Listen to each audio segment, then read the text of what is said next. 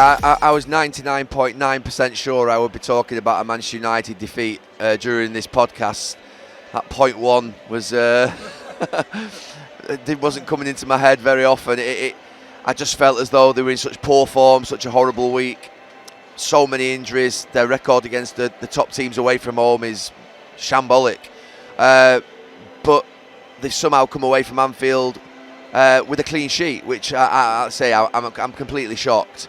Liverpool obviously were the better team, but Liverpool were well below par, and I think that the atmosphere today, something in this ground. I mean, you mentioned it was the third highest Anfield crowd for 50, 60 years. Yep. That new stand's just opened over there, and I've often talked about the ferocity of this atmosphere in this ground in Liverpool Manchester United games.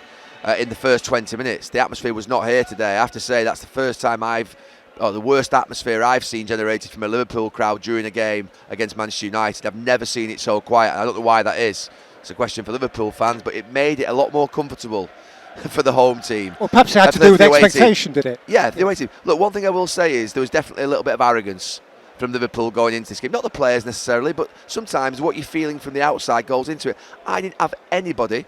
The amount of times that 7-0 was said to me, "Oh, you're going to get a good doing over today," in the lead up to this game as I was walking around the ground by Liverpool fans, was unbelievable. They were so cocksure of themselves.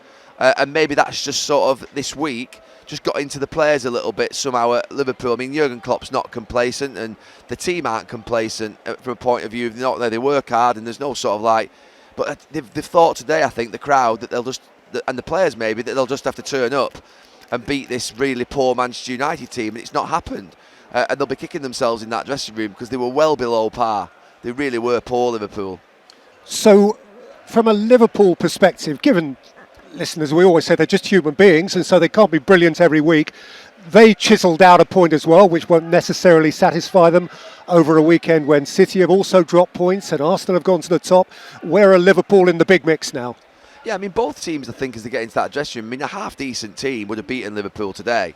A half-decent Manchester United team would have, gone all over that Liverpool team. And Liverpool, to be fair, where does that leave them? Look, I mean, they've had a good start to the season. This is the first time I've seen them live in probably a month or two. And I've been asked, obviously seen them on television, but I've been asked a couple of times, will Liverpool win the league? I don't think they will. I thought that before the game today. The Klopp factor is something that's always interesting because he's done the distance, and I think some of the players in that dressing room have been in major battles with Manchester City and obviously overtaken them in one season, so they know their way around the block, but they're short, I think, in terms of the overall sort of what will be level. And I think Arsenal next week, look, it'll be a different game. Every game's different. We're doing the Liverpool-Arsenal game here next week, and it'll be another good test for Liverpool, and it'll be a good test for Arsenal from where they are as well. But an Arsenal team playing as they are, and a Liverpool playing as they playing today, Arsenal win next week here if the performances levels are the same. So yeah, it was a really flat day. It was a really sort of a weird sort of day, in Liverpool. But Liverpool, they're near the top of the league and they've done pretty well.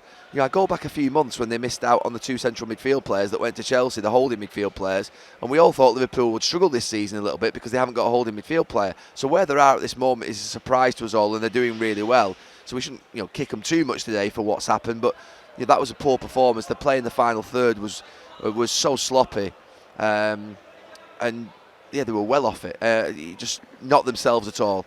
I'm just trying to work out whether you, as a Manchester United supporter, are expressing satisfaction at what you saw, because on the one hand you're not saying they played especially well, but on the other hand they've got something out of Anfield which hasn't happened often in recent years. With Manchester United? Yeah. Oh no, Manchester United played really poorly. I mean, look, they had a 10-15 minute period when Szoboszlai went off and they had the Trent Alexander-Arnold and Endo in midfield, and it was a 4-2-4 where you thought, there were 2 or 3 counter-attacks.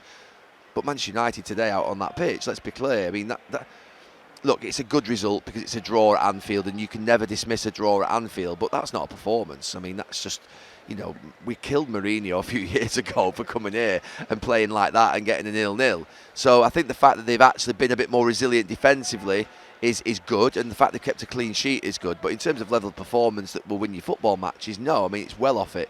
But you have to give some credit to the defenders and the way in which the whole team stuck together, because I didn't think they had it in them.